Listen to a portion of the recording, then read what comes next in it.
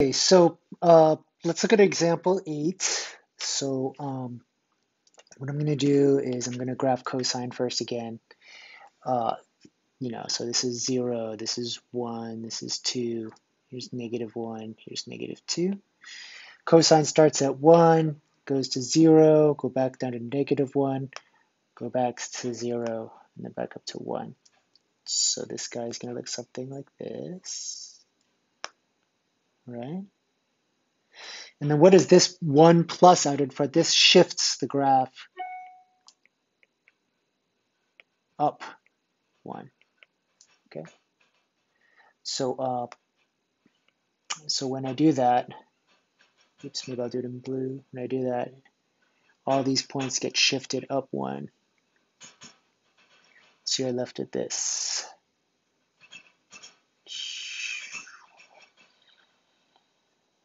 Like that. And then we'll just delete this green graph here. Okay.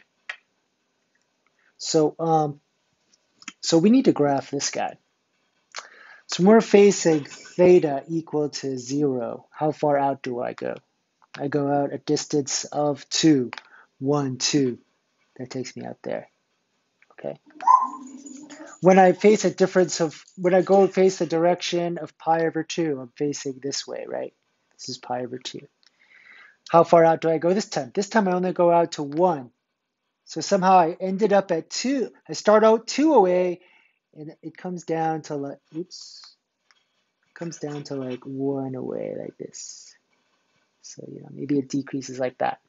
Okay.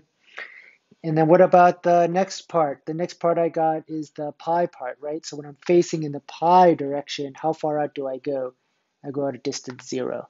So this guy comes back to the origin. So this guy goes, comes back to the origin like that. That's the pi part, right? And then what about the 3 pi over 2? 3 pi over 2, you're facing this way. And when I'm at the 3 pi over 2 part, I go out a distance 1.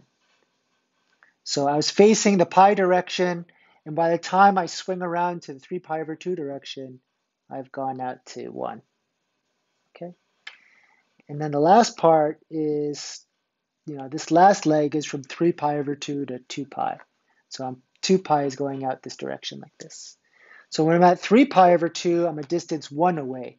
When I've swung around to 2 pi, I've moved out to a distance 2 away. So this guy goes, oops, this guy goes like this.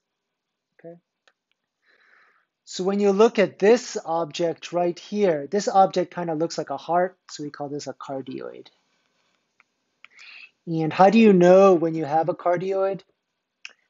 In general, it's going to be when your equation looks something like r is equal to a plus a cosine theta, or r equal to a plus a sine theta. That'll give you like a vertical cardioid. Okay. And I guess the key idea for you guys is that the constant term and the coefficient have to be the same. The constant term and the coefficient have to be the same.